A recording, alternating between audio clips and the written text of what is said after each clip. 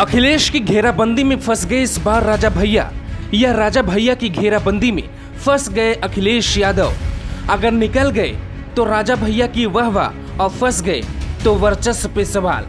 कांग्रेस ने राजा भैया के सामने प्रतापगढ़ में टेके घुटने, लेकिन सपा अभी डटी है।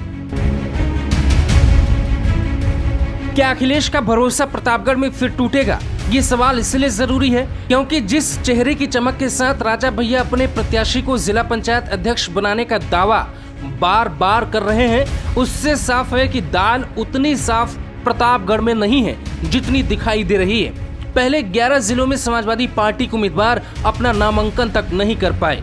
उसके बाद शाहजहांपुर की सपा की जिला पंचायत अध्यक्ष की प्रत्याशी का बीजेपी में शामिल होना और सपा नेताओं की प्रतापगढ़ में खामोशी और सवालों को जन्म दे रही है। राजा भैया जब से राजनीति में सक्रिय हैं, ये पहला मौका है जब समाजवादी पार्टी ने अपने उम्मीदवार खड़े किए।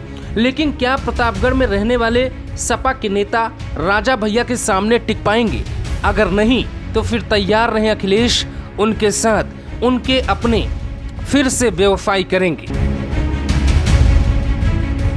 गणित को समझिए तो राजा भैया के पास सपा के सदस्य या फिर बीजेपी के सदस्यों के अलावा कोई खासा विकल्प नहीं है। तीसरा विकल्प निर्दलीय है, चौथा विकल्प कांग्रेस है और पांचवा विकल्प ये है कि चुनाव के दौरान सपा के कुछ सदस्य अपना वोट देने न पहुंचे। इससे जीत हार का अंतर कम हो जाएगा।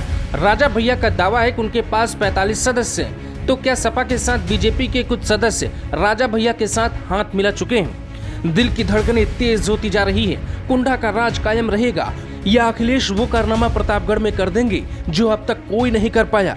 कांग्रेस ने राजा को समर्थन देकर रास्ता आसान जरूर कर दिया है, लेकिन मुश्किलें अभी कम नहीं हुई हैं। कांग्रेस के नेता प्रमोद तिवारी का गृह जनपद है प्रतापगढ़। गलती से 5 कांग्रेस के सदस्य यहाँ चुनाव जीत गए। कांग्रेस हाथ पकड़ने के लिए मजबूर थी और राजा भैया का हाथ कांग्रेस ने थाम लिया। यानी कांग्रेस का अपना कोई वजूद नहीं है। नेशनल पार्टी का ये हाल देखकर दुख होता है, लेकिन इस दुखड़े की जिम्मेदार वो लोग खुद हैं जिन्हें अपने पतन पर दुख नहीं होगा। राजा भैया के बारे में कहा जाता है कि वो न सिर्फ खुद चुनाव जीत जाते हैं, बल्कि जिन पर हाथ रखते हैं वो चुनाव जीत जाता है। ऐसे में इस बार अगर वो जीत जाते हैं तो उनका कद बहुत बड़ा होगा, और अगर वो नहीं जीते फिर सिंपल है, राजा भैया के कद पर ही सवाल खड़े होंगे। Bureau report, global Bharat TV.